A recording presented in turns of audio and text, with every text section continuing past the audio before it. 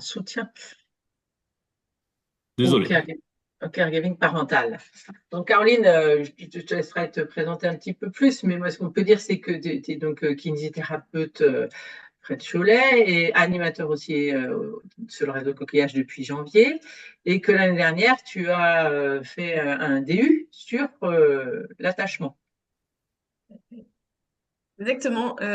Donc voilà, Sophie m'a présentée. Je suis donc en libéral et j'avais fait un premier DU en 2019-2020 sur le nourrisson vulnérable à Toulouse et on avait touché du doigt cette théorie qui m'a paru très intéressante pour ma pratique. Et donc l'année dernière, j'ai pu suivre le DU sur l'attachement, sur la théorie de l'attachement concept et application à Rouen, qui est le DU qui était initialement enseigné par Monsieur et Madame Guédenay et qui maintenant est dirigé par Susanna Terreno.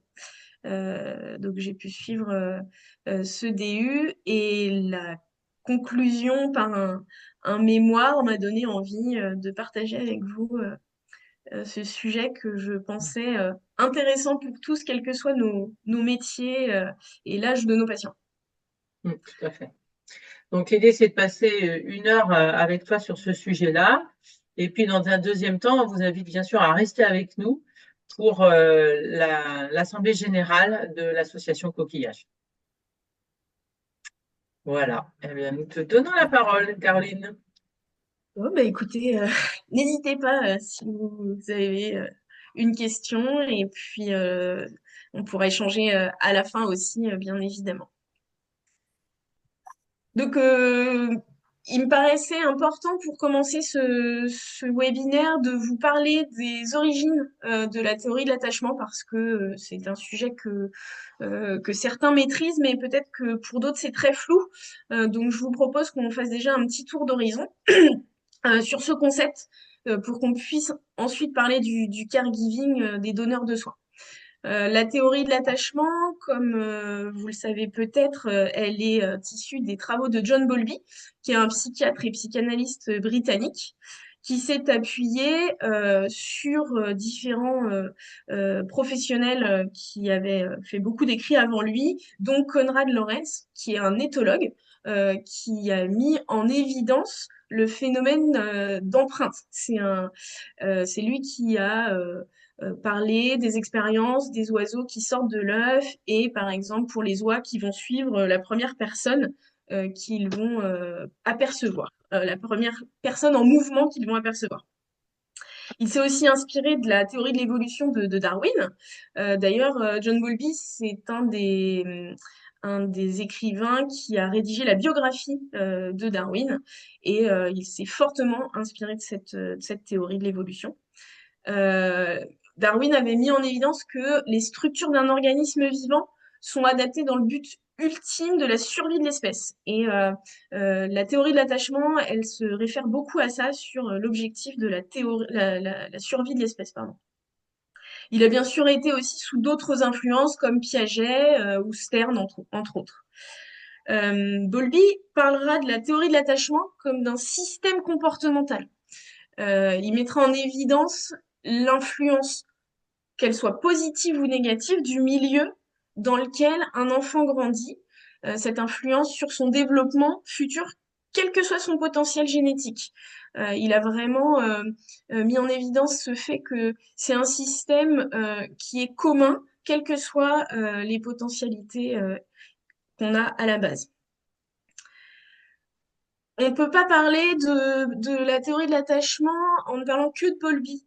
Il y a deux femmes qui ont vraiment eu des contributions scientifiques hyper importantes, c'est Mary Ainsworth et Mary Main. Mary Ainsworth a rejoint Bowlby dans ses études dans les années 50. Elle est psychologue du développement. Elles sont toutes les deux américaines. Et Mary Ainsworth, dans les années 60-70, contribuera à définir et surtout à tester scientifiquement la théorie de l'attachement.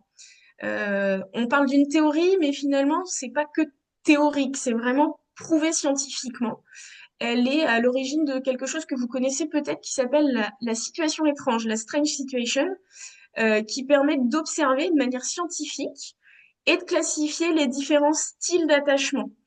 C'est une procédure pendant laquelle il y a des séparations et retrouvailles entre l'enfant et sa mère avec un étranger qui apparaît dans ce protocole. Et on va pouvoir ainsi classifier les styles d'attachement sécure, insécure évitant ou insécure ambivalent résistant et dans un premier temps les inclassables. Et c'est là que Mary Ainsworth, qui est aussi une psychologue américaine, arrivera et les inclassables, elle va montrer qu'en fait ce sont des enfants qui ont un attachement désorganisé. Mary Main, pardon, est aussi à l'origine de l'Adult Attachment Interview, qui permet de définir chez les parents leur type d'attachement en fonction des relations qu'ils ont avec leurs propres parents, donc avec les grands-parents de l'enfant étudié. On parle donc d'un système d'attachement. On parlera plutôt du système d'attachement qui est ce qu'on appelle un système motivationnel. Donc, qui dit système motivationnel, on peut aussi l'appeler système comportemental. C'est un système comportemental parmi d'autres. Il en existe beaucoup en psychologie que l'on va utiliser, enfin, qui vont être étudiés. Par exemple, le système affiliatif, les systèmes de régulation physiologique, on appelle ça des systèmes de ressources, par exemple. Un système qui est bien connu, c'est le système d'alarme, vigilance et fuite, par exemple, face aux situations aversives. C'est un système donc, quand on parle, par exemple, en mécanique pure, on va avoir le petit bouton d'activation. Donc, ce système d'attachement, il est toujours allumé. Il n'est jamais éteint complètement. Il est soit en veille, soit activé. Il va s'activer sous des conditions internes ou externes. Par exemple, une condition interne, ça peut être la faim, une douleur ou une condition externe, une menace physique, par exemple. Une condition aussi d'activation principale, c'est la menace sur la présence ou l'absence de disponibilité de la figure d'attachement. En gros, c'est une source de stress qui est ressentie comme une détresse pour l'enfant. Ça va être une activation interne. On a dit qu'il s'était activé, donc on peut aussi mettre en veille ce système d'attachement grâce à des conditions contextuelles. En gros, c'est simple, est-ce que la proximité physique ou psychique de ma figure d'attachement, de la personne qui me rassure, va être rétablie? Si j'ai cette proximité, alors mon système d'attachement va se mettre en veille. On peut comparer ce système, Bowlby compare ce système un peu au thermostat d'une chaudière.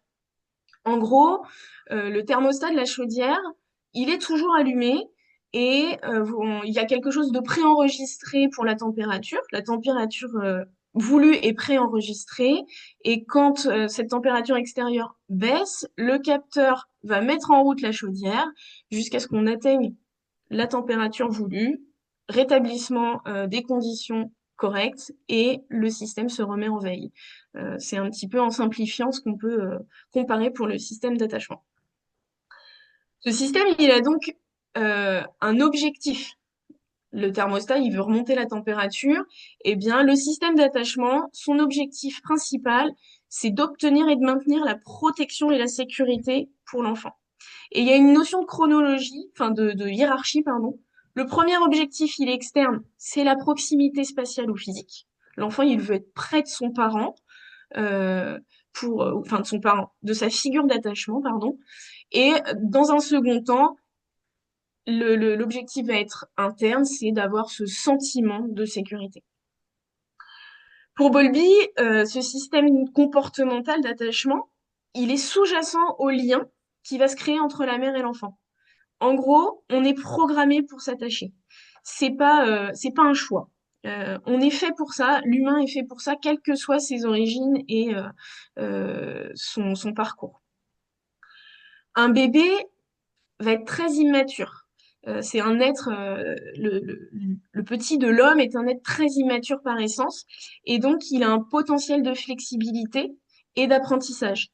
Mais ça, c'est au prix d'un grand risque de vulnérabilité. Donc, il a un besoin de protection, pendant la période de développement. Et pour la survie de ce petit et cette protection, et donc la survie de l'espèce à grande échelle, le système d'attachement va permettre à l'enfant de gagner en sécurité. En gros, il acquiert une protection en s'attachant à un adulte qui va être plus fort. Cet objectif, suivant l'âge, il va se modifier. Nos tout petits patients, ils vont d'abord avoir besoin d'une proximité physique, le bébé qui veut être vraiment très très proche de sa figure d'attachement. Et puis, il va avoir besoin d'une accessibilité physique, il va pouvoir se déplacer, partir et revenir. Et enfin, il va avoir besoin de sa disponibilité. C'est le petit à qui on va dire oui, oui, je suis là. Bon, c'est bon, ma figure d'attachement est disponible, je peux être rassurée. Pour atteindre ces objectifs, on va observer des comportements d'attachement. Chez le bébé, ils sont souvent aversifs, par exemple les pleurs et les cris. C'est une manière de signaler un besoin de proximité.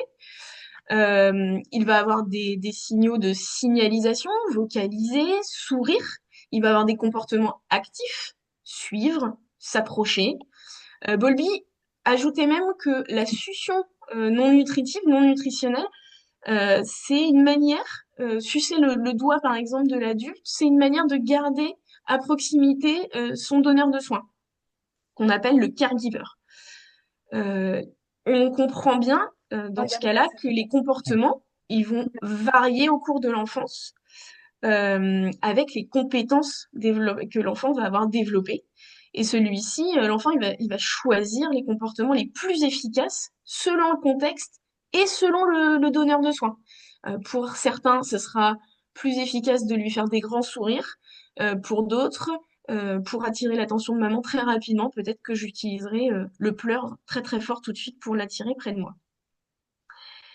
Euh, à ce moment de mon exposé, je pense qu'il est hyper important de vous préciser et de garder bien en tête que le lien d'attachement, il est bien dirigé de l'enfant vers le parent et non l'inverse.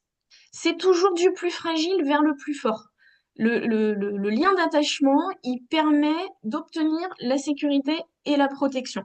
On verra après comment ça se passe dans l'autre sens. Donc, je vous parle de l'attachement depuis tout à l'heure. L'attachement, dans notre vocabulaire courant, on pourrait le confondre avec l'amour, l'affection. Euh, c'est différent. Dans la théorie de l'attachement, ça n'a rien à voir avec l'amour et l'affection. L'enfant, il s'attachera à son parent que celui-ci remplisse ou non son rôle. Même un parent très carencé dans la qualité de ses soins apportés à l'enfant, euh, l'enfant va s'y attacher. On n'est pas plus ou moins attaché, on est forcément attaché, c'est obligatoire, mais on l'est dans différents styles et des styles qui peuvent varier en fonction des donneurs de soins. Ça veut dire qu'on ne peut pas ne pas s'attacher. L'absence d'attachement, c'est une pathologie psychiatrique rare. Par contre, euh, si on est sur un attachement de plus ou moins bonne qualité, un attachement insécure par exemple, ça peut se modifier au cours de notre vie. On peut modifier le vécu de sécurité et le ressenti de détresse pour un enfant. Même chez un adulte, ça peut se modifier. C'est pourquoi on parle d'une théorie probabiliste. On a des trajectoires. C'est pas engravé dans le marbre. Les expériences futures de l'enfant avec des nouvelles personnes qui vont leur donner des soins de meilleure qualité pourront avoir une action correctrice. Avoir un style d'attachement insécure, c'est pas une pathologie.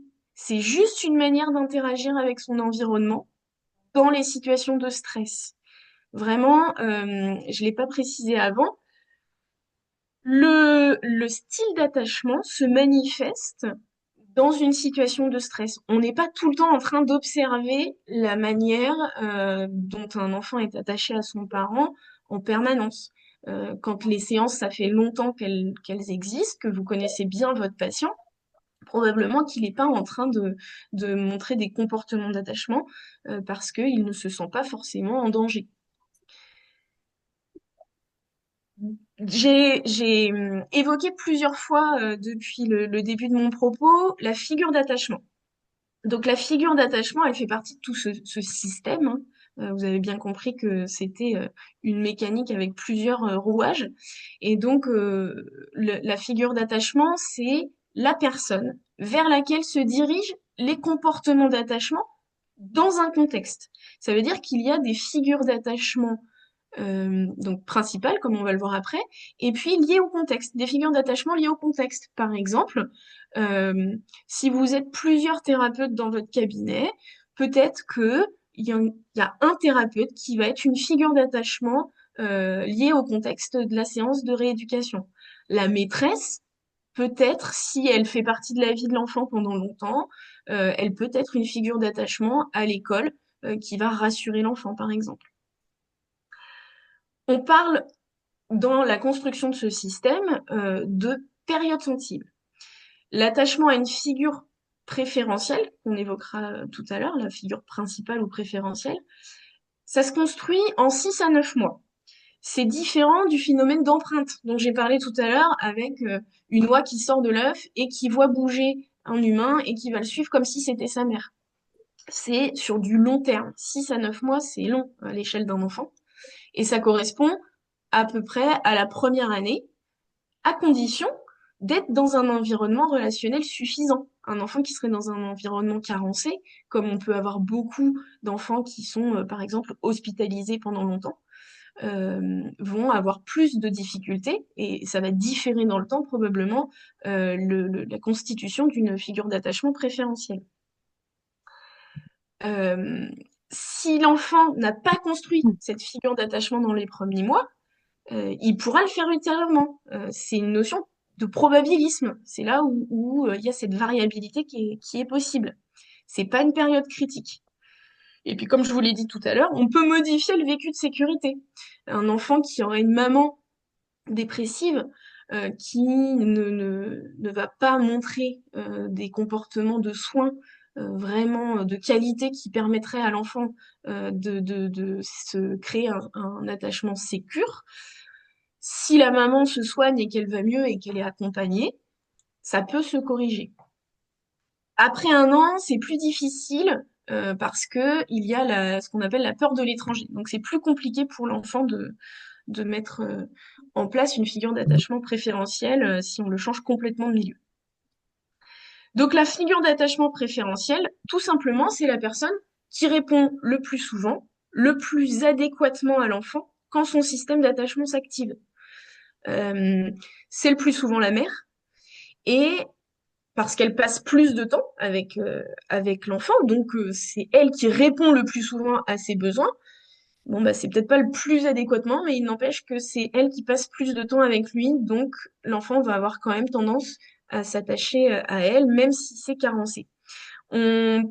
Il y a eu de mis en évidence dans certaines études un lien très marqué sur le fait de la présence, l'importance, pardon, de la présence de la figure d'attachement au coucher et la nuit. Ils ont fait des expériences dans les kibbutz en Israël. Dans certains kibbutz, les parents rentrent et récupèrent leurs enfants pour passer la nuit avec eux, et dans d'autres, les enfants sont en pension complète avec une personne qui les couche et qui passe la nuit avec un veilleur de nuit. Et la plupart du temps, la figure d'attachement se trouve être cette personne et non pas les parents, puisque ils ne sont pas présents au coucher et la nuit. La peur de l'inconnu, on peut aussi l'interpréter comme une discrimination vraiment importante de cette figure d'attachement principale. On l'a tous vécu, les petits patients qui arrivent vers 9, 10, 12 mois là et qui n'ont pas du tout envie de venir avec nous et restent très très collés aux parents. C'est vraiment cette discrimination de la figure d'attachement.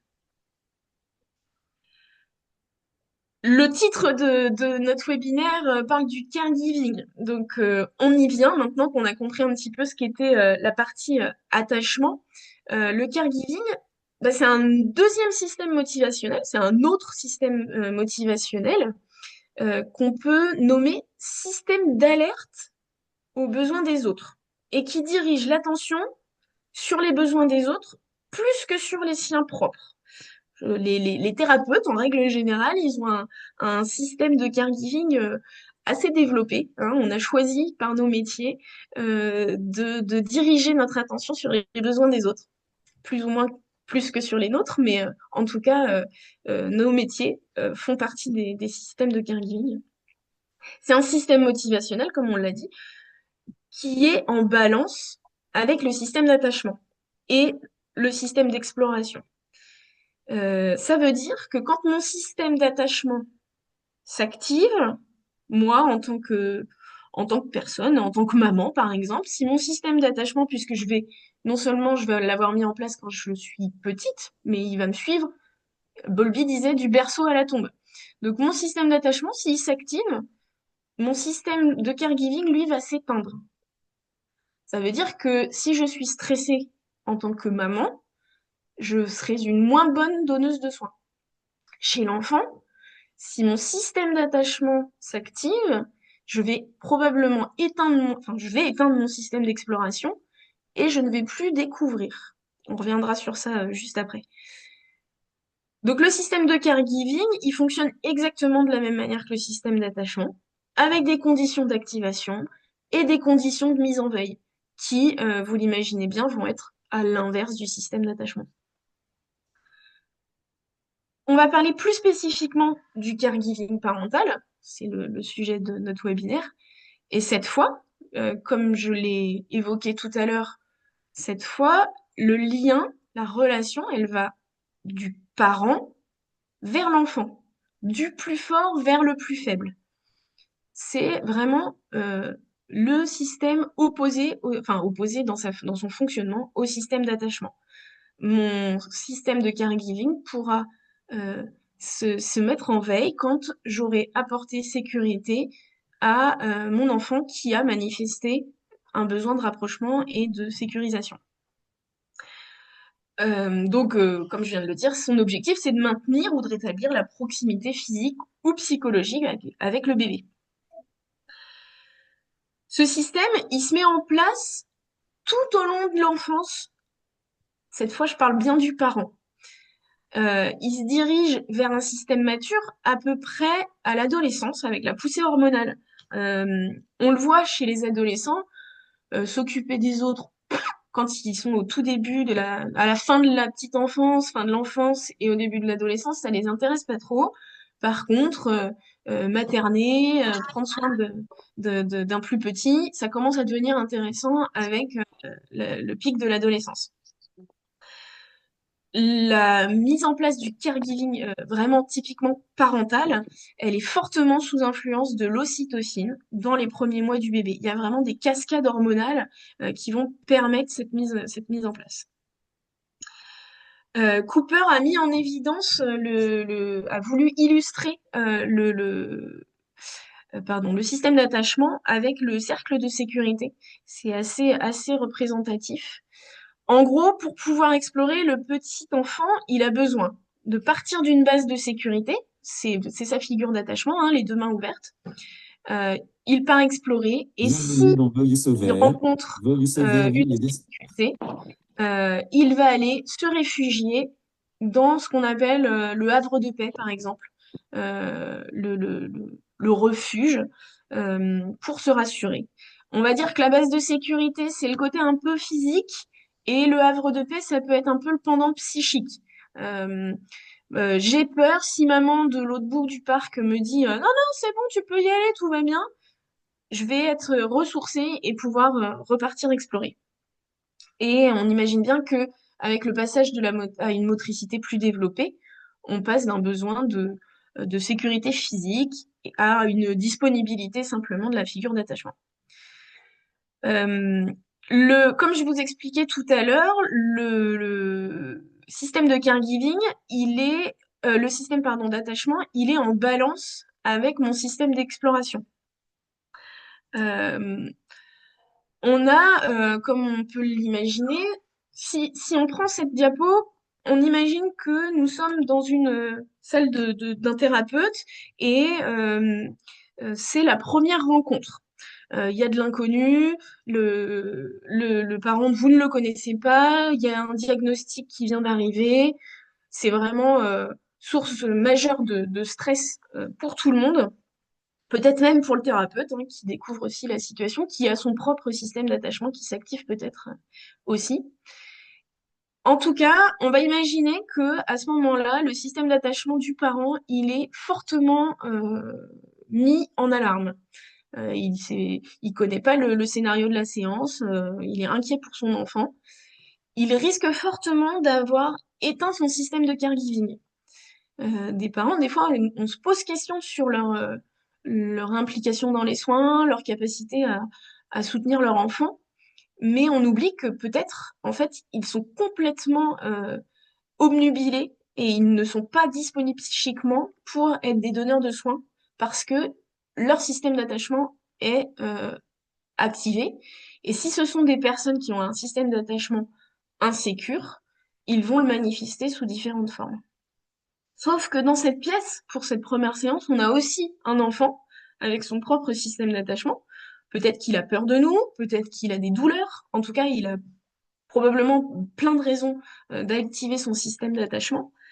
Alors que nous, on voudrait qu'il utilise son système d'exploration, puisque c'est une séance de rééducation. On voudrait qu'il apprenne, qu'il développe sa motricité, qu'il développe ses apprentissages. Et il en est incapable parce que son système d'attachement va avoir mis en veille son système d'exploration. Et c'est pas de chance parce que la personne qui est censée répondre à son inquiétude, à son stress, c'est son parent qui ne parvient pas, qui n'y parvient pas puisque on a un système de caregiving qui est inactivé. Donc, je trouve que cette diapo illustre bien le fait que si nous voulons que la dyade parent-enfant se sente bien, que l'enfant, au bout du compte, puisse apprendre, puisse explorer, on a besoin d'avoir un parent disponible. Bah, des fois, ça nous bouscule. Moi, c'est un petit peu de ça qu'est née mon envie de me former à cette théorie. C'est ce questionnement de me dire, ces parents-là, je n'y arrive pas, je ne comprends pas comment ils fonctionnent, je comprends pas pourquoi ils se mettent dans un état pareil, je comprends pas pourquoi cette maman, elle veut pas me lâcher, je comprends pas pourquoi cette maman, au contraire, elle ne répond pas à mes sollicitations quand je essaye de l'impliquer. C'est pire que ce que je pensais. Finalement, j'aurais pas dû lui demander de s'impliquer. Et en fait, c'est que je n'avais pas compris que les parents avaient leur propre système d'attachement qui était activé et qu'il fallait que je désactive, je les aide à désactiver en fait, pardon, c'est pas moi qui les désactive, mais je les aide à désactiver ce système d'attachement de manière à ce qu'ils puissent être de bons donneurs de soins. Je vous propose d'illustrer par un cas clinique qui m'a servi de support à la réalisation de mon mémoire. Euh, C'était vraiment ce questionnement, comment nous, rééducateurs, on peut soutenir les parents pour être des bons donneurs de soins, que les parents soient de bons donneurs de soins. Donc, je vais vous parler d'une dyade avec une petite fille qui a 2 ans et 1 mois au début des séances. Cette petite, elle est née à 26 semaines d'aménorrhée, donc c'est une très grande prématurée. Elle présente une paralysie cérébrale qui se manifeste sous forme d'une diplégie spastique majorée à gauche. Et lors de notre première rencontre, elle se déplace à 4 pattes, elle marche pas. Elle a un grand frère maternel d'une précédente union et le couple parental est séparé et en grand conflit. Elle vit chez la grand-mère maternelle. Donc, vous voyez, on est dans un contexte de cumul de facteurs de risque, d'avoir un caregiving altéré. Avant la première rencontre, pour vous donner un petit peu le contexte, cette maman m'appelle au mois d'octobre-novembre pour prendre un rendez-vous pour sa fille. Et le premier rendez-vous arrivera en février-mars quasiment, parce que la maman se trouve complètement empêchée. Donc, elle ne sait, la première fois, elle ne sait pas comment contacter les ambulances, elle ne vient pas, elle ne s'excuse pas quand elle m'appelle pour reprendre des rendez-vous, et on se rend compte que ça dure 3 mois et demi avant qu'elle réussisse à venir au cabinet. Donc, je pense que vous pouvez tous imaginer que la première séance, j'étais un peu tendue, mon système d'attachement perso était un peu activé à me dire comment ça va se passer, est-ce qu'elle va venir. Il y avait vraiment eu une sollicitation du médecin, donc j'avais à cœur de voir cette petite patiente. Donc je lui explique qu'il faut vraiment qu'elle vienne, quoi. Et elle finit par venir. Et donc on est dans ce contexte, une maman qui a son système d'attachement complètement suractivé et une petite fille euh, qui elle aussi avait probablement un peu peur de ce qui allait se passer en séance. Comme je vous l'ai dit tout à l'heure, la maman, elle cumule les facteurs de risque pour avoir un caregiving de faible qualité, puisqu'il y a le traumatisme de la naissance prématurée, qui a été fortement médicalisé. J'ai oublié de dire qu'elle a déménagé aussi, elle venait d'une région assez éloignée. Donc il y avait ce traumatisme-là, ce déracinement, la crainte de perdre son bébé, la faible attractivité d'un bébé prématuré qui pèse quelques centaines de grammes, hein, c'est pas très joli, ça n'envoie pas un élan à l'interaction fabuleux. Le conflit parental et l'isolement, une mère seule, pour gérer cette situation qui est déjà séparée de son premier conjoint. Donc pendant la première séance, euh, bah comment dire, c'était une catastrophe. La première séance, j'ai une maman qui vient, il y avait la grand-mère maternelle, et cette maman garde ses lunettes de soleil. Euh, la petite, elle a 2 ans, je lui demande de venir me voir pour faire le bilan, j'essaye de m'en approcher avec toute la douceur que je peux essayer d'y mettre, mais il y a vraiment cette distance, elle essaye de garder de la distance par rapport à moi, on peut l'imaginer. Sauf que la maman n'est pas chaleureuse, elle garde une distance physique importante avec son enfant. Quand je fais l'examen, elle reste à presque 2 mètres, elle ne s'approche pas de la table, elle se, elle se détourne presque physiquement, hein, elle se tourne quand sa fille vient la voir. Non, non, on va avec la dame. Euh, Elle ne l'accompagne pas par des mots. Et arrive le moment où je lui demande d'enlever ses chaussures, et là, une colère monstrueuse. Et la maman me dit non, mais c'est ses chaussures préférées, on peut pas lui enlever. Ça va être compliqué quand même pour faire le bilan. Et donc, bah, je dis on va laisser un peu de temps. Et là arrive presque une brutalité physique entre la maman et la petite. Et c'est la grand-mère qui va consoler cet enfant. Donc déjà, je commence un petit peu à me poser des questions. Et au cours des séances suivantes, cette séquence va se répéter. Et la maman est presque plus brutale à chaque fois dans sa manière de répondre à l'enfant et à des propositions complètement inadaptées. Dès que sa fille fait une colère, elle lui propose de boire de l'eau, elle lui propose presque les écrans. Si je l'avais laissé faire, elle lui montrait un téléphone pour la distraire. Et je me dis, mais waouh, qu'est-ce que c'est que ce fonctionnement? Comment je vais m'en sortir? Parce que je vais jamais réussir à atteindre cet enfant. Et bah, la petite chance, c'est que j'étais en plein DU. Et là, je me suis dit, bon, bah, faut qu'on arrête tout. En fait, cette petite, elle est inaccessible. Cette maman est inaccessible. Elle gardait toujours ses lunettes de soleil, hein. C'est assez perturbant en séance de kiné quand même. Donc, un jour, la maman répond à la colère de sa fille en lui disant, bah, attends, je vais te donner un bonbon. Donc là, je lui dis, bah écoutez, je pense qu'on va arrêter la séance là, puis on va se poser, on va essayer de discuter. Est-ce que vous trouvez que cette situation, elle est normale, que c'est une stratégie qui est adaptée? Est-ce que vous pensez que le bonbon va permettre à votre fille de se calmer et qu'on puisse euh, produire, enfin, aller vers une séance productive? Et la maman, elle me dit non, mais en fait, je suis complètement impuissante face aux colères de ma fille, donc je ne crée jamais de frustration chez ma fille. Comme ça, j'ai pas de colère à gérer.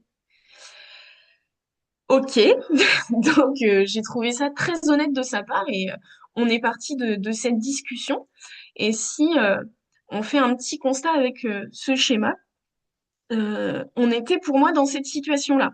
Des cumuls de facteurs de risque dans la vignette rose qui provoquaient une diminution du caregiving parental, de sa qualité en tout cas.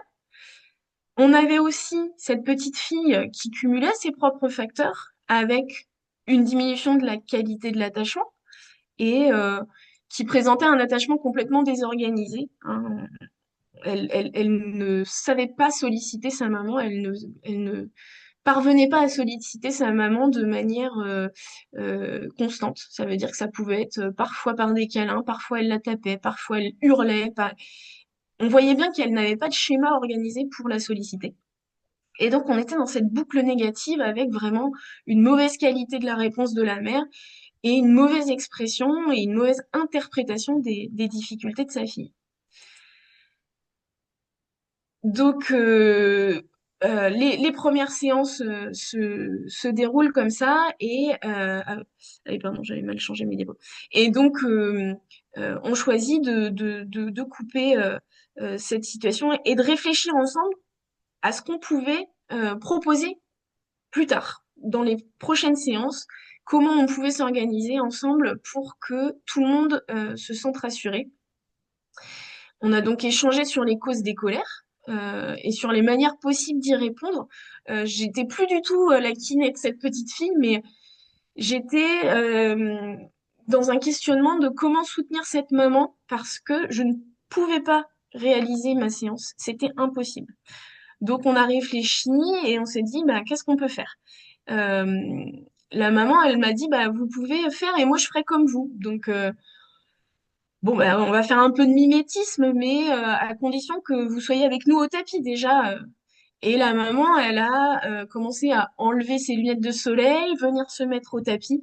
J'ai trouvé vraiment que c'était très chouette dans cette relation, cet effort que faisait cette maman. Moi, j'ai vraiment veillé encore plus que d'habitude à la faire rentrer dans les activités des séances. Et je me suis dit qu'en mettant en mots les difficultés de sa fille, peut-être ça l'aiderait. Par exemple, tout simplement, ah, tu me fais comprendre que t'es pas d'accord, hein. Qu'est-ce que tu veux dire à maman là? Pourquoi tu la tapes? Tu veux lui dire que t'es pas contente ou tu veux qu'elle vienne plus près de toi? Et en fait, en passant par l'enfant, j'ai essayé de mettre en évidence ce que cette maman ne pouvait plus voir dans les comportements. Elle ne décodait plus les comportements de sa fille. Ça, c'était pour le versant avec sa fille. Et de mon côté, c'est une maman qui est très évitante. Donc, dans son style d'attachement, manifestement, un évitant, c'est, si on caricature, c'est je fais tout seul et je ne demande de l'aide à personne, mais venez pas trop me marcher sur les orteils. Donc, j'ai toujours pris soin de lui demander son avis. Est-ce que vous voulez que je vous explique? Est-ce que vous préférez que je vous le mette par écrit? Quand il y avait une proposition de soins, par exemple, pour sa fille, des toxines, ah non, je ne veux pas. Ok. Est-ce que vous voulez qu'on prenne le temps de voir ce que c'est, les toxines, quels sont les tenants, les aboutissants? Et on est rentré comme ça dans une relation de soins qui a été vraiment beaucoup plus qualitative.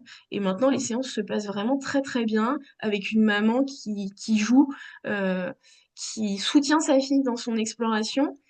Et presque, on n'a plus de situation de stress puisque tout le monde vient en étant plutôt rassuré avec l'idée que on peut se questionner plutôt que de partir dans des grosses colères, en tout cas pour la petite, lors des séances.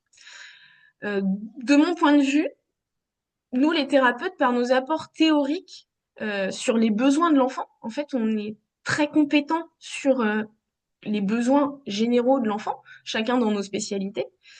Par nos propositions aussi d'éducation thérapeutique, comment gérer les crises, hein, en l'occurrence par exemple chez cette petite fille, euh, en évitant le jugement du parent, parce que cette maman, si je l'avais accueillie en lui disant bah quand même, vous exagérez parce que vous m'avez planté 5 séances, alors 5 j'exagère peut-être, 4 séances, c'est vraiment pas cool, je compte sur vous pour être présente et à l'heure, c'est sûr qu'elle serait parvenue. Ou si je lui dis que proposer un bonbon à une enfant de 2 ans qui fait une colère, c'est complètement surréaliste, que c'est pas du tout la méthode adaptée, je pense que je n'aurais pas pu faire alliance avec elle. Et puis, en remettant le parent à proximité de son enfant, on remplit tout notre rôle pour soutenir le parent dans son accompagnement et dans son caregiving. Et surtout, on permet la mise en veille du système d'attachement du parent et donc d'être un meilleur donneur de soins. Je conclurai mon propos par cette citation de Bowlby qui dit qu'il est de fait profondément ancré dans la nature humaine de traiter les autres de la même manière que nous avons nous-mêmes été traités. Et à aucun moment cela n'est plus évident que dans les jeunes années. Parents, s'il vous plaît, retenez-le. Et j'ai même envie de dire, thérapeute, retenez-le parce que on fait les adultes de demain. Donc, si on veut que ce soit de bons donneurs de soins à leurs futurs enfants, eh bien, il faut qu'on commence par bien nous occuper d'eux. Je vous remercie.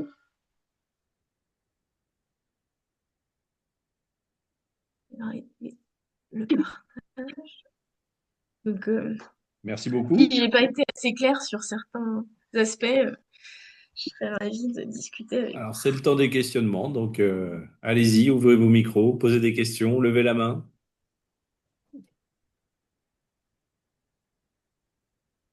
Je vais autoriser. Sophie Angevin, elle a déjà son micro d'ouvert, elle a juste à parler. Quoi? J'ai mon micro d'ouvert? Dylan, nous Bonjour t'écoutons. Caroline, merci pour ta présentation. Vous m'entendez bien? Bonjour Oui. Dylan, ouais. Ouais, super. Euh, Tu parles au début de ta présentation que la principale figure d'attachement, c'est souvent la maman. Oui. Est-ce que tu penses que c'est lié plutôt à des facteurs plutôt culturels, plutôt biologiques? Voilà, c'est ça un peu C'est mon questionnement là-dessus. c'est lié au fait que la maman est la maman donne naissance et allaite, donc elle est plus présente dans la vie de l'enfant tout simplement. C'est vraiment, c'est terrible, hein, c'est quantifié en temps. En fait, un enfant qui serait une maman hospitalisée, par exemple, parce que, je sais pas moi, on imagine le pire, elle est dans un coma. Si l'enfant passe tout son temps avec le papa, ce sera le papa la figure d'attachement préférentielle. Mais c'est plus rare. Et culturellement, dans la plupart des structures sociales, c'est la maman qui passe plus de temps avec l'enfant, quelles que soient les J'enchaîne régions du avec monde. j'enchaîne avec un peu une deuxième question. Est-ce que tu penses que des choix, on va dire, politiques comme l'allongement du congé parental pour les hommes, ça pourrait venir équilibrer un petit peu le, les- le temps passé entre les deux parents et donc du coup la figure d'attachement pour aussi, entre Non. guillemets, parce qu'on voit qu'il y a beaucoup de dépression du postpartum ou quoi que ce soit chez la femme, est-ce que tu penses que ça pourrait venir un peu équilibrer justement les choses? Alors, je pense que les politiques, elles sont hyper importantes pour la qualité de l'attachement des enfants, en fait, parce que euh, le, dans la théorie de l'attachement, je suis contente de l'avoir fait quand mes enfants étaient grandes, parce que j'ai eu l'impression d'un petit peu avoir tout fait dans le désordre. Mettre nos enfants à 3 mois dans des crèches, c'est par rapport à la théorie de l'attachement, c'est juste surréaliste. Enfin, on se dit que c'est un peu sportif pour l'enfant.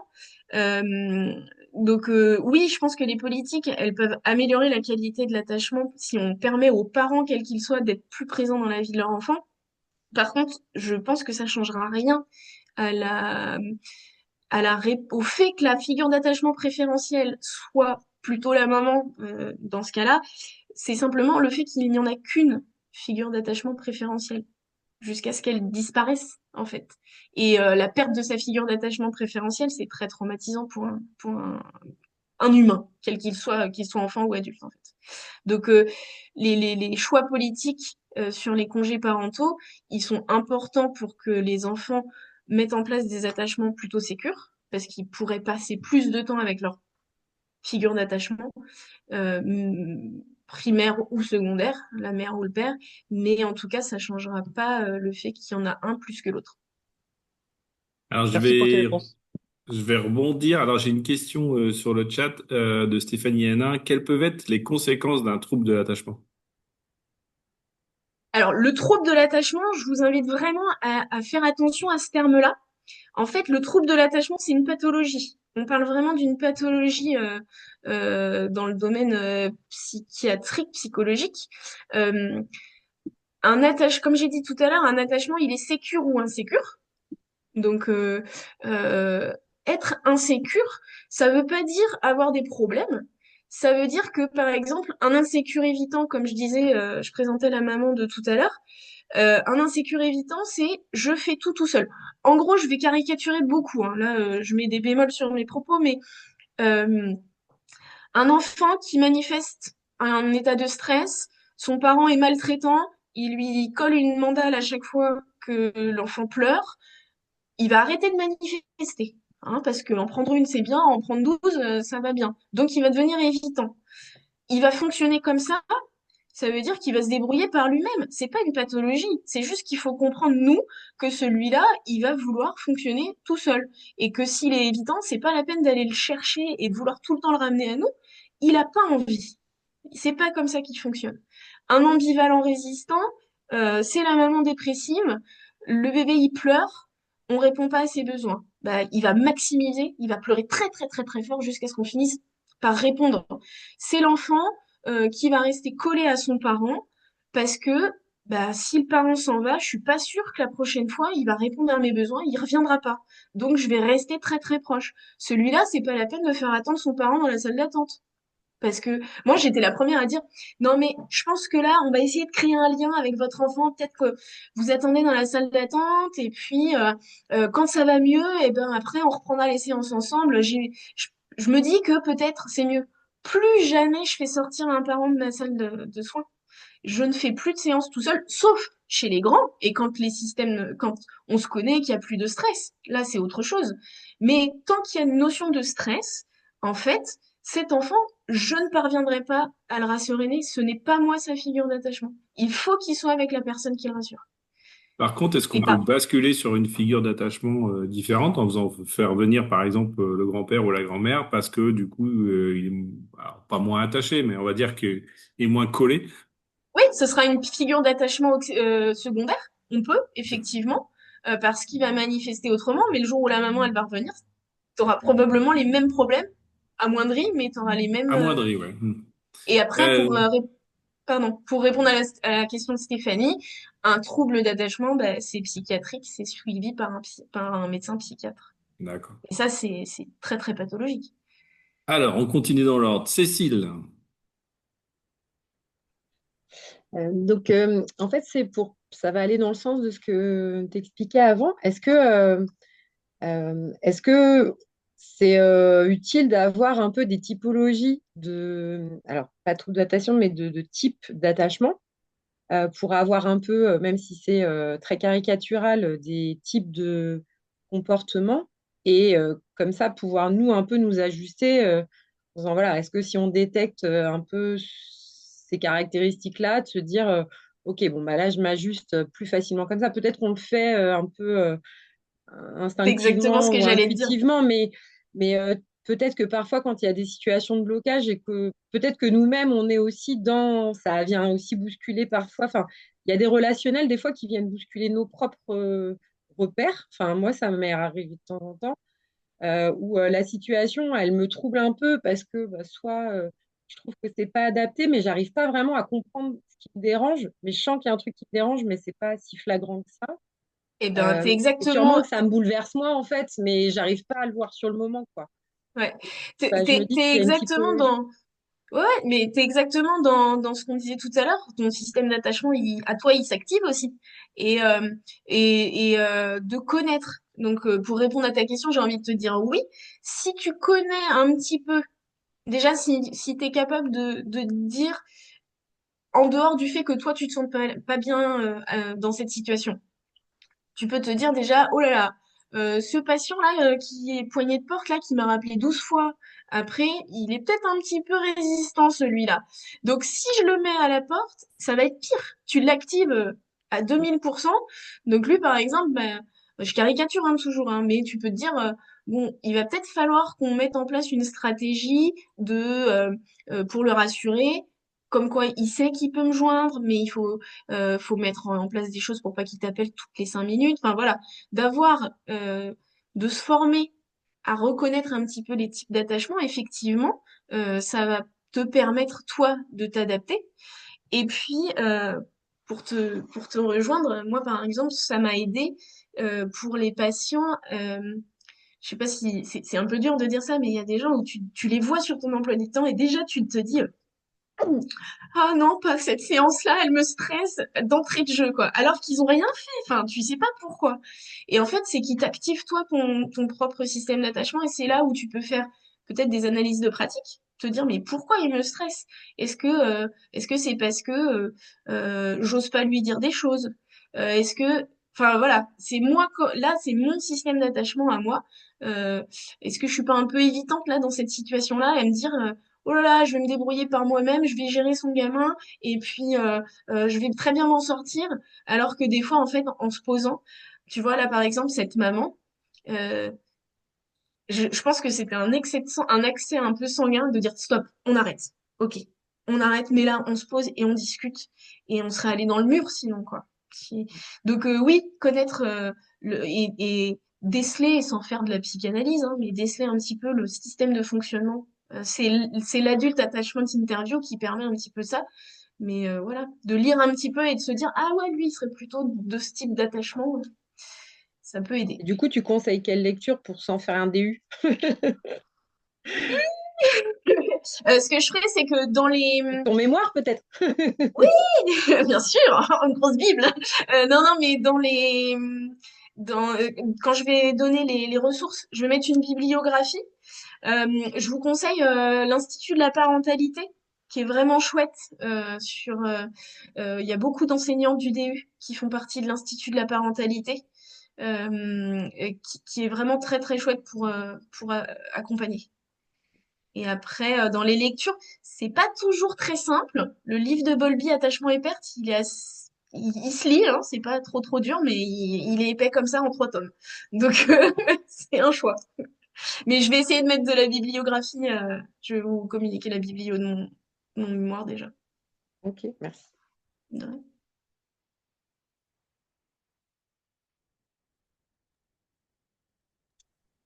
Moi, j'avais. T'as fini, c'est bon, Cécile? Oui. Ok, moi j'avais une question, c'était pour répondre à Dylan. Est-ce que plus il y a de figures d'attachement, mieux c'est? Ou de très proches, par exemple, enfin, on parlait tout à l'heure du papa vs la maman. Ou est-ce que vaut mieux privilégier une vraie figure d'attachement? Enfin, qu'est-ce qui est le mieux pour le développement de l'enfant? Je sais pas si c'est clair comme question. J'ai envie de te dire, enfin, j'ai pas de notion dans les cours qu'on a reçus si c'était mieux ou moins bien.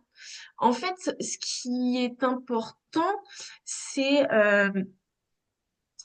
en fait ce qui est l'idéal, c'est d'être sécure. Donc, ta figure d'attachement préférentielle, c'est dans ta vie de tous les jours. Suivant, si c'est un enfant qui fait du sport, qui va à l'école, qui a un système social développé, il va avoir des figures d'attachement quand il n'est pas avec sa mère qui vont se créer.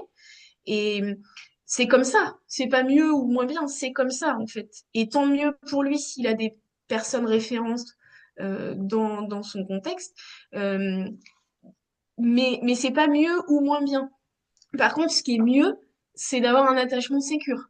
Donc, c'est que les personnes qui donnent des soins de qualité, qui peuvent être compris par l'enfant. Et ce qui est hyper important à comprendre dans notre contexte de thérapeute, c'est que la déficience intellectuelle altère les capacités de l'enfant pour qu'il comprenne les messages de son parent. Euh, la déficience physique fait que l'enfant il peut pas se rapprocher de son parent. Donc le parent il peut mal interpréter les, les propositions. Un truc tout bête par exemple. J'ai une maman une fois sur un enfant qui avait un schéma d'extension de dingo et quand il était très content il faisait aussi ce schéma d'extension et quand on réunissait bébé et maman, le petit il faisait ça et elle me dit ah il veut encore pas me voir. Et la maman, je lui dis, bah en fait, non, il est hyper content de vous voir là. Vraiment. Et elle me regarde et elle me dit, mais alors ça veut dire que son frère, il m'aime aussi? Je crois que j'en avais les larmes aux yeux. Et de lui dire, ah oui, probablement. Et cette maman, elle s'est rendue compte qu'elle a toujours mal interprété les signaux de ses enfants parce que les deux avaient des schémas d'extension de fou. Donc, euh, quand on est des donneurs de soins, nos enfants, en plus, ils ont des petits cailloux dans la chaussure et ils ont du mal à manifester ou à comprendre Et c'est là où le système d'attachement chez un enfant qui va bien, c'est déjà pas simple, mais alors chez un enfant handicapé, c'est compliqué. Peux-tu repréciser les 4 grands styles d'attachement et leurs grandes lignes de fonctionnement? Oui, Sophie. Moi, Alors, j'avais juste une autre oui, question, Caro. Comment t'identifies un Parce que petit qui est insécure, du coup? Enfin, ça se bah voit attends, parce je que... vais le dire. Ok. Je vais justement. Donc, les 4 grands styles d'attachement. L'enfant sécure. Il est stressé, il a la pétoche comme tout gamin, il va se mettre à pleurer. Il va partir de sa base de sécurité, il a peur, il est stressé, il va revenir au havre de paix en quelques instants, en quelques secondes, minutes, il est consolable. C'est la consolabilité, souvent on parle. Ça se passe bien, il redescend en pression et il repart explorer. Cet enfant, il est sécure. Je sors, je casse ma voiture, j'ai cassé ma voiture, j'appelle ma mère ou mon mari. Ça va bien se passer, fais un constat. Ah oui, ça va bien, je suis sécure, tout va bien. Après, je peux être insécure, évitant ou ce qu'on appelle résistant, ambivalent résistant. Donc, l'évitant, il a été appelé comme ça parce que quand, dans la situation étrange, on a ramené sa maman, c'est ceux qui tournent le dos aux parents. En fait, ils évitent le contact. C'est le gamin qui est pas très très content de retrouver sa mère à la fin, à la réunion, à la fin de notre séance de kiné là. Il lui fait bien comprendre qu'il était pas content. C'est je fais tout seul parce que de toute façon, comme je disais tout à l'heure, quand je manifeste, soit je m'en prends une, soit on me donne pas des soins de qualité, donc je suis évitant, je vais me débrouiller. C'est celui, vous savez, il a le seau de la plage, la serviette, la pelle. Sa mère, elle lui dit, attends, je vais prendre quelque chose. Non, je me débrouille tout seul. Il fait tout tomber, ça l'énerve, mais c'est pas grave. Il est évitant, il se débrouille tout seul. C'est ceux qu'on adore, on dit, ils sont hyper autonomes. Donc ils demandent jamais d'aide. Ils sont trop chouettes ceux-là en rééducation ou pour les maîtresses, ils sont géniaux ceux-là. Dans le style insécure, vous voyez, il se débrouille tout seul, c'est pas pathologique, mais il se débrouille tout seul. Et dans le style insécure opposé qui est l'ambivalent résistant, c'est l'enfant qui va rester très accroché de peur que on ne vienne plus répondre à sa demande. Donc celui-ci, c'est celui qui est collé dans les jupons de sa mère. Ça, c'est ceux avec lesquels on a le plus de mal en séance, où on se dit non mais je vais virer maman, hein, ce sera le plus simple, hein, parce que j'enlève une partie du problème et ça ira mieux. Celui-là, il est ambivalent résistant. Euh, et enfin, la 4e catégorie, c'est les désorganisés. Pour vous donner un exemple, j'ai un petit qui est à l'assistance l'ASE, l'aide sociale à l'enfance, qui est en pouponnière, qui est venu en séance. Et c'était caractéristique, il est venu avec une des personnes de l'ASE. Et pendant la séance, il était très stressé, il pleurait, il tapait la dame, il me tendait les bras, il disait non, c'est pas elle que je veux voir. Finalement, il retournait voir la dame, il lui faisait un câlin, et puis il revenait vers moi, il disait ah, je lui fais un sourire. C'est complètement désorganisé, vous dites, mais je le comprends pas, cet enfant. Donc, voilà, c'est ces 4 grandes catégories. Une dernière question, parce que je crois qu'après, le temps. est-ce qu'il y en a qui sont plus courants que d'autres, les systèmes d'attachement dans la société? Les pourcentages, on est plutôt, alors en règle générale, on est plus sécure. Il y a à peu près 60% de sécure. Tu me mets une colle là, j'ai pas les chiffres en tête. 60%, c'est 60% de sécure. Après, c'est à peu près 15. 22 évitants, Ouais, voilà. On 12 est plus ambivalents évitant. et 6 Après 15. désorganisés. C'est une Voilà, c'est ça. minorité Il y les a que 5 à désorganisés, quoi. 10% de désorganisés. Ouais. 5 à 10% de désorganisés, 10-15% d'ambivalents résistants, C'est ça. 15-20% d'évitants. Mm. Marie, tu as baissé la main, mais tu voulais peut-être quand même poser ta question. Le micro. Je cliquais C'est sur bon. tous les boutons, c'était pas les bons. Ça rejoint ce que tu as décrit là de l'enfant qui est hypertonique là, et qui part en schéma d'extension dès qu'il est content, où c'était un partage d'expérience tout à fait similaire, où l'enfant est hypotonique au point qu'on a l'impression d'avoir un... J'ai toujours décrit ça comme un poulet trop cuit. Vraiment, tu le prends, t'as l'impression que tout se délite. Il est plus qu'hypotonique, il n'y a plus rien. Et il a quand même 2-3 mois, donc on s'attend quand même à un peu plus. Et du jour, je fais vraiment court, mais du jour où la mère a compris qu'en fait, il l'attendait, il la cherchait, l'enfant, je pense qu'en un mois, je le voyais plus.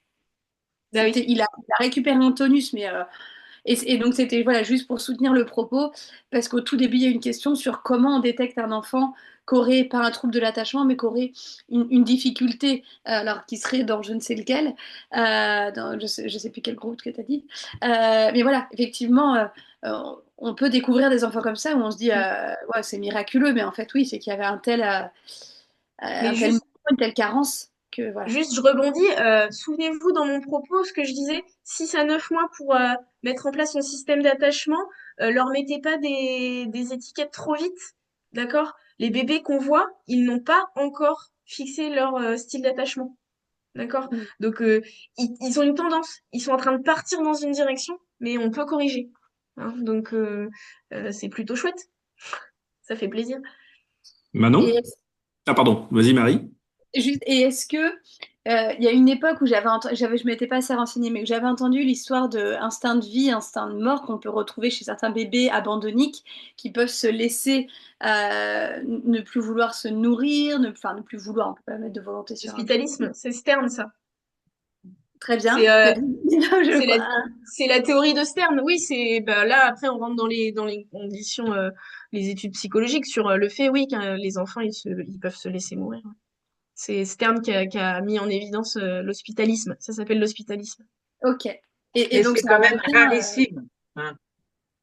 Oui, tout à fait. Par contre, c'est vrai que ce qui m'avait marqué, c'est des adolescents que donc je n'ai pas connus tout petits, qui étaient amimiques, complets frères et sœurs, avec effectivement une situation abandonnique complet. Alors, je ne sais plus à quel âge la mère avait disparu du Ça, champ. c'est la perte de la figure d'attachement principale, probablement. Mais Mais bon, là, voilà, après, tu vois, il faudrait des psychologues pour vraiment accompagner ces patients-là. Ça, c'est plus notre boulot. Nous, je on crois qu'il y peut. en avait. Je crois qu'il y en avait dans le coup. Oui. Et s'il demande justement par rapport, parce que je rebondis parce que c'est en rapport, la correction de l'attachement se travaille pour les plus grands enfants au-delà de 1 an avec un psychologue, point d'interrogation? Toute la vie. Toute Toute la la vie. vie, Ok. c'est le probabilisme. Toute la vie, vous pouvez modifier votre vécu. Et la période charnière, souvent, c'est les couples. Quand vous avez été dans un milieu carencé et que vous rencontrez le prince charmant et que lui, il est sécure, eh bien, il peut vous ramener sur un attachement de meilleure qualité. Et après, bah là, après, on peut rentrer, mais je vais me faire gronder par JB, mais souvent, vous observerez que euh, les couples, c'est un évitant avec un résistant, ça fait des étincelles. Vous imaginez bien que celui qui veut pas trop qu'on lui marche sur les orteils et qui a besoin de son espace, si l'autre il est jaloux, maladif et qui s'accroche à lui, ça va pas vraiment lui plaire. Enfin voilà, Alors juste, tu parlais de quel JB? parce que Jean-Baptiste il m'a dit attention, faut avancer. Ça marche. Manon, Ah. vas-y. Et puis après, on terminera par Yann, le président, qui veut poser une question. Là, je ne peux pas faire sans. Alors moi, c'était plus un partage d'expérience avec une petite puce qui a été placée à l'ASE en cours de prise en charge. Et du coup, c'est après les parents ont demandé, parce qu'ils ont l'autorité parentale, de venir aux séances. Sauf que la petite fille n'était plus sécure à l'arrivée des parents. Donc autant tu as des séances qui se passaient bien quand les parents étaient pas là. Et quand ils étaient là, c'était la catastrophe parce que arrivait l'insécurité, quoi, du coup. Et quand ils n'étaient pas là, il y avait une figure d'attachement? La famille d'accueil. Voilà. Ouais. Mais c'est compliqué parce qu'au niveau de la loi, ils ont le droit d'être là. Ah oui, oui.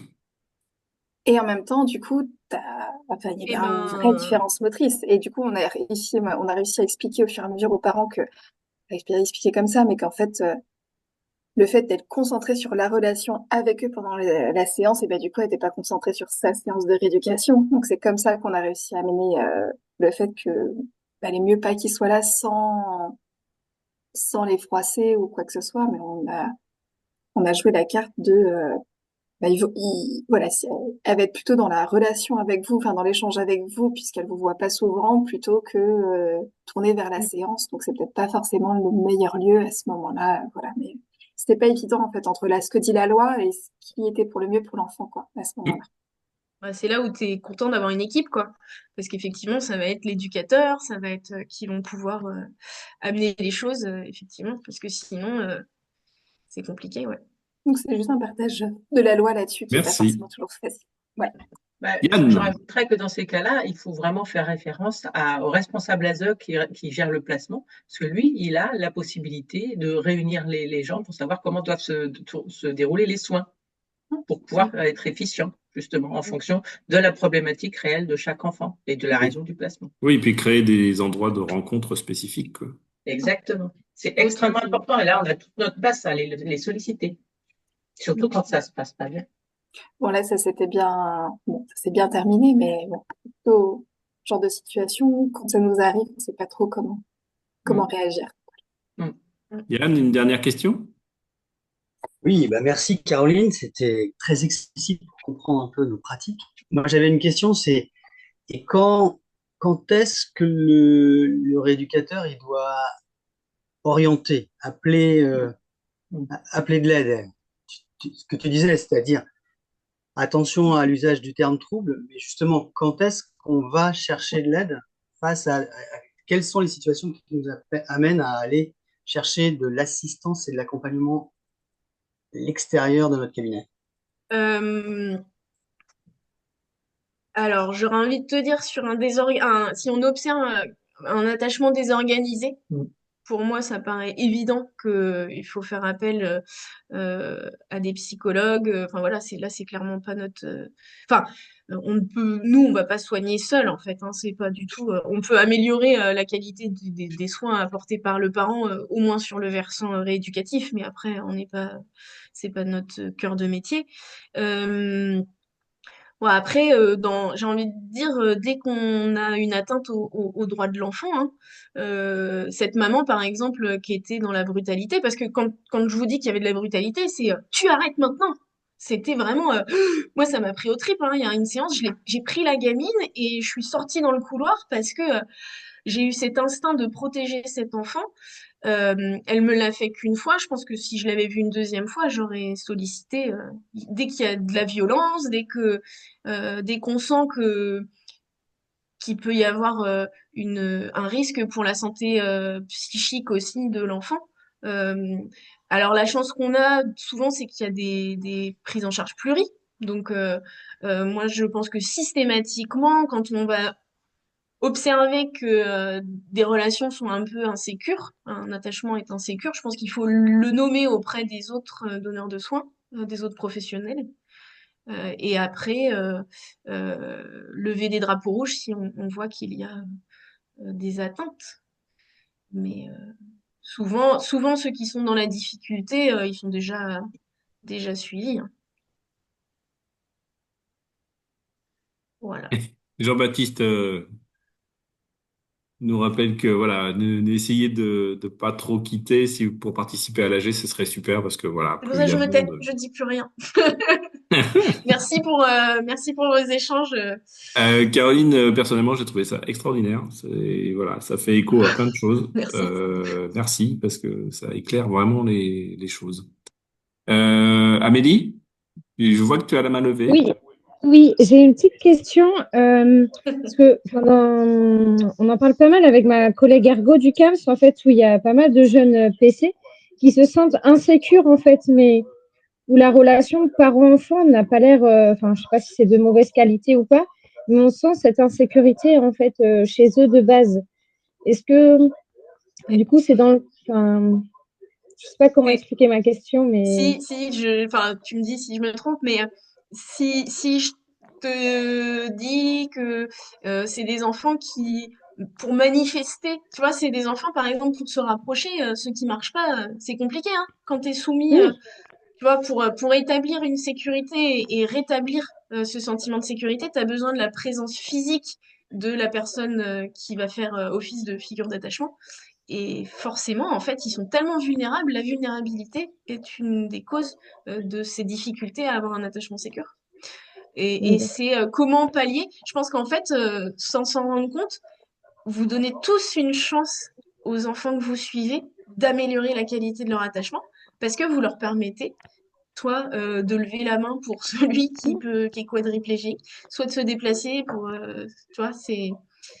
Et je pense qu'en fait, ces enfants-là, ils sont dans l'insécurité parce qu'il leur manque une des possibilités de se rassurer. Ok, ouais, parce que là, c'était, enfin, nous, à la SEM, en tout cas, à l'Institut, on voit pas, en fait, ces situations-là, mais là, ils sont partis en voyage scolaire. Et là, elle a fait une crise énorme, en fait, à sa maman. Elle a mordu les collègues. Enfin, voilà, ça a été très, très extrême, en fait. Et nous, d'habitude, on voit pas ça, en fait, sur le collège, quoi. Et du coup, c'est là où, avec un œil, elles appellent ça dans le DU un œil attachementiste. Si après tu prends la problématique de te dire, bah en fait, de quoi elle avait besoin pour se sentir en sécurité, et peut-être que c'était ça qui lui faisait défaut, en Mm. fait, à cet enfant.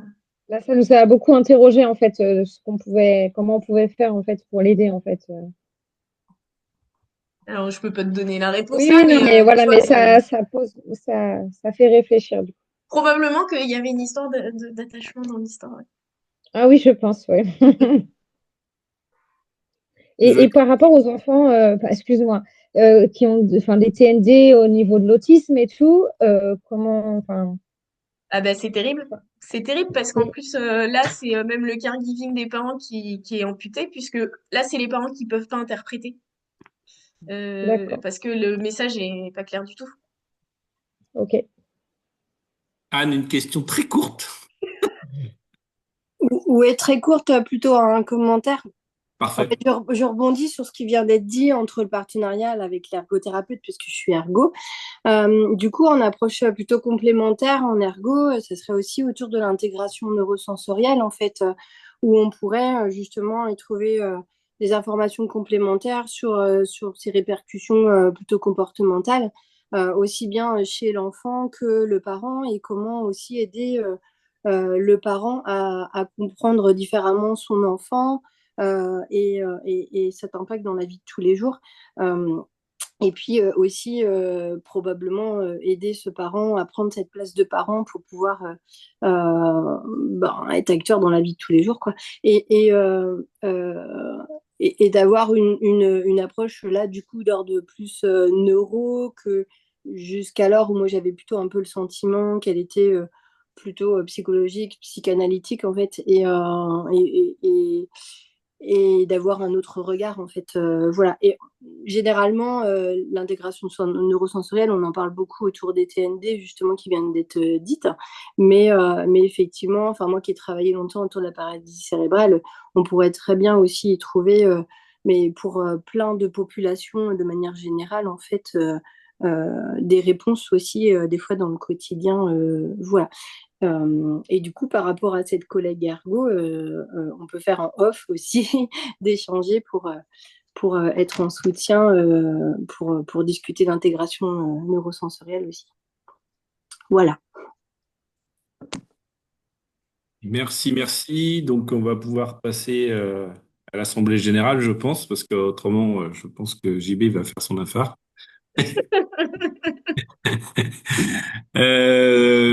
Juste pour terminer, est-ce que les gens peuvent allumer leur caméra et voilà et applaudir Caroline, voilà, on va la faire en langue des signes.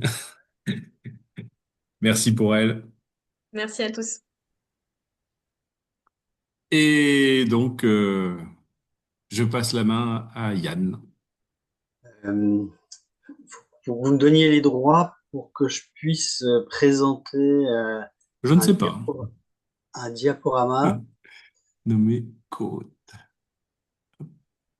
Après, tu peux arrêter l'enregistrement, je pense, parce que si tu tiens absolument à faire un enregistrement de la sonate, on peut, mais vaut mieux faire un arrêt et relancer un deuxième passage.